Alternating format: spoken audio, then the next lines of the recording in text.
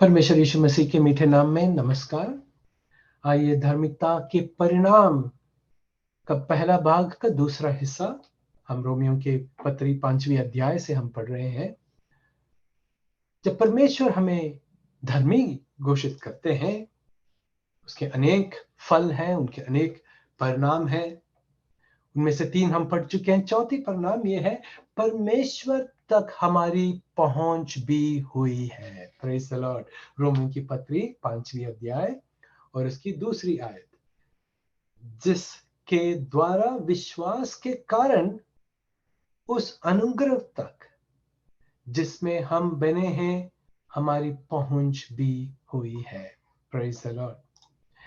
पुराने नियम में जब मेल का तंबू था, उस तंबू का 2 हिस्सा था। उसके पहला हिस्सा था पवित्र स्थान और उसका दूसरा हिस्सा था अति पवित्र स्थान। पुराने नियम के अनुसार एक व्यक्ति को परमेश्वर के कृपासन में जब चाहे वो नहीं जा सकता था। केवल साल में एक ही बार महायाजक, high priest, the day of atonement, उस दिन एक ही बार साल में अंदर जा सकता था। लेविया की पुस्तक 16वीं अध्याय में इसका विवरण दिया गया है। और पहला हिस्सा जो होली प्लेस है, पवित्र स्थान में अन्य पुरोहित भी आ सकते थे, परंतु अन्य जाति के और यहूदी के आम लोग नहीं जा सकते थे। और ये दोनों हिस्सा जो है, पवित्र स्थान और अति पवित्र स्थान, एक बड़े कर्टन, मोटा कर्टन, पर्दा से अंतर किया गया है। और यह वो पर्दा है जो यीशु मसीह क्रूस पे थे, जो भूकंप हुआ, यही वो पर्दा है जो ऊपर से नीचे तक फट गया था। और जब महायाजक ने ये देखा कि वो पर्दा फट गया है, वो भी ऊपर से नीचे, यानी कि किसी मनुष्य का हाथ नहीं है, उसमें परमेश्वर का ही हाथ था। उसने क्या किया? अपना वस्त्र को फाड़ दिया। जब महापुरोहित अपना वस्त्र, अपना वो ऑफिशियल वस्त्र जब वो फाड़ देता है, उसका मतलब यह है उसका पुरोहित का पौरोहित्य वहां समाप्त हो गया। हालेलुया। तो देखिएगा, वो पहले अपने लिए, महायाजक अपने लिए एक पाप बलि चढ़ाता है और उस बलि मृग के लहू के साथ वो अति पवित्र श्रेष्ठ में स्थान में प्रवेश होता है। और महायाजक के वस्त्र में, उसके शरीर में एक रस्सी बांधा जाता है और वो रस्सी का जो दूसरा हिस्सा है वो लंबा, वो पवित्र स्थान में भी पड़ा रहता है। क्योंकि किसी कारण यदि परमेश्वर का प्रकोप इस महायाजक पे निकलता है तो वो वहां मर जाएगा।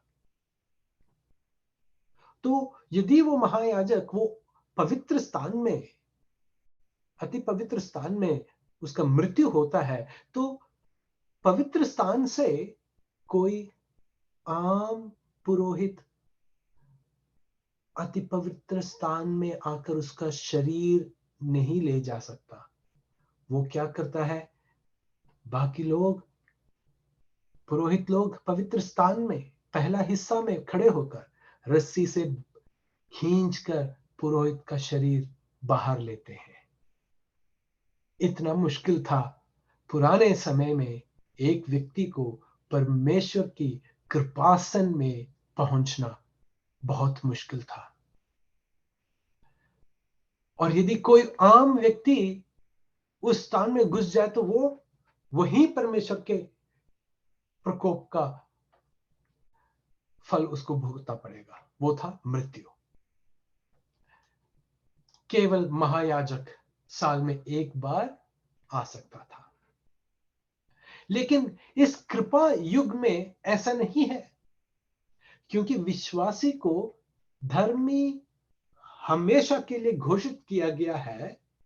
इसलिए हम अपने परमेश्वर के पास कभी भी, किसी भी स्थान पर और किसी भी स्थिति में हम आ सकते हैं। परमेश्वर के हुजूरी में हम कभी भी, जहां भी हो, हम घुटने टेक कर हम परमेश्वर से हम कृपा के लिए हम प्रार्थना कर सकते हैं।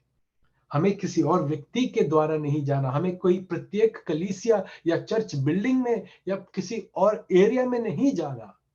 जहां भी है हम, वहां परमेश्वर हमारे करीब है। Praise the Lord.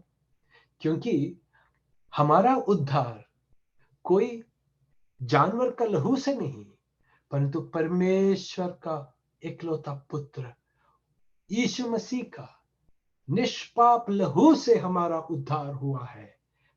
हमें धर्मी भी उसी लहू से घोषित किया गया है। Praise the Lord, hallelujah.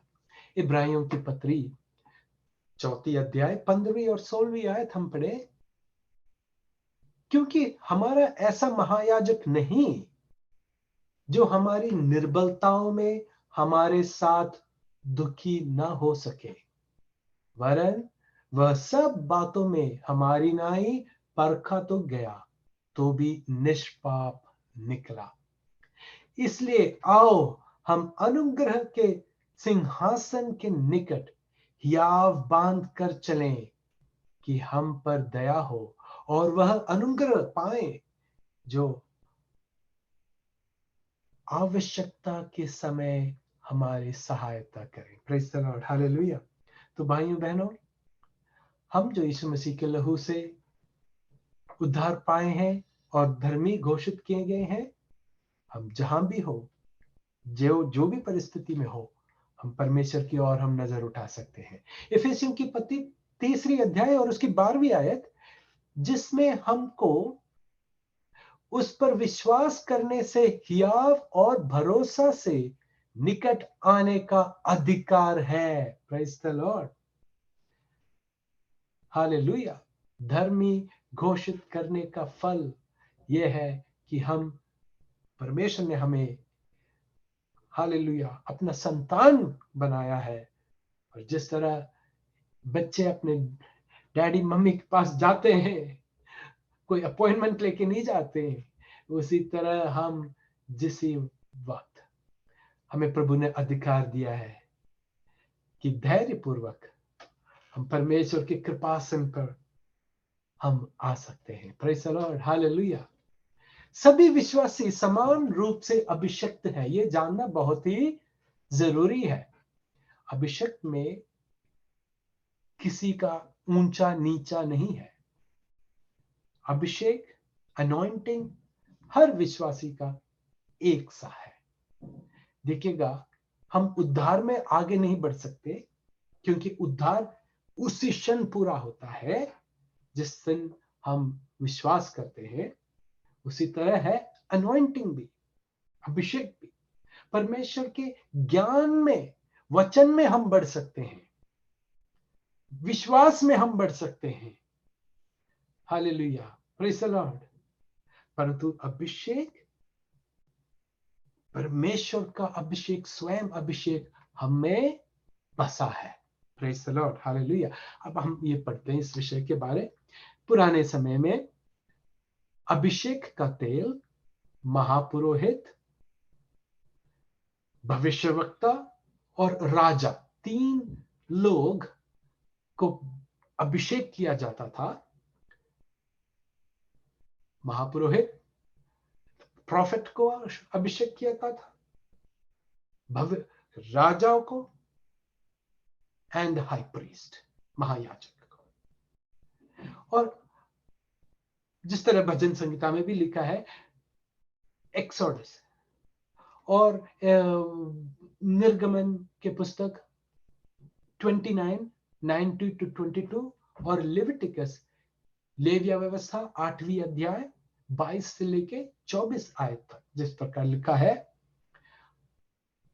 अभिषेक का तेल एक प्रत्येक रीति से बनाया जाता था और परमेश्वर ने आज्ञा दिया था कि उस तेल के समान कोई दूसरा तेल नहीं बनाना चाहिए। Praise the Lord. और वो ही तेल जिसका अभिषेक हो रहा है उसके शरीर पे सीधा नहीं लगाया जाता, उसके सिर पर उंडेला जाता है, और वो अभिषेक का तेल सिर से उसके दाढ़ी के द्वारा उसके वस्त्र के छोर तक बहता जाता है। परमेश्वर ने अभिषेक के तेल को सीधे शरीर पर ना लगाने की आज्ञा दी थी। इसका मतलब यह है कि कलीसिया का सिर परमेश्वर यीशु मसीह है। हम कलीसिया परमेश्वर यीशु मसीह के शरीर के समान है। प्रेरित पौलुस ने वो बात समझाया है। और जिस तरह महायाजक का सिर से तेल शरीर के भागों में और वस्त्र के छोर तक बहता था, उसी तरह यीशु मसीह का अभिषेक कलीसिया शरीर में बहता है। कलीसिया का मसीह से भिन्न अभिषेक नहीं है। Praise the Lord. यीशु का अभिषेक विश्वासियों में है। और यही बात कोरिन्थियों की पत्री, दूसरी पत्री, पहली अध्याय 21 और 22वीं आयत में देखें। और जो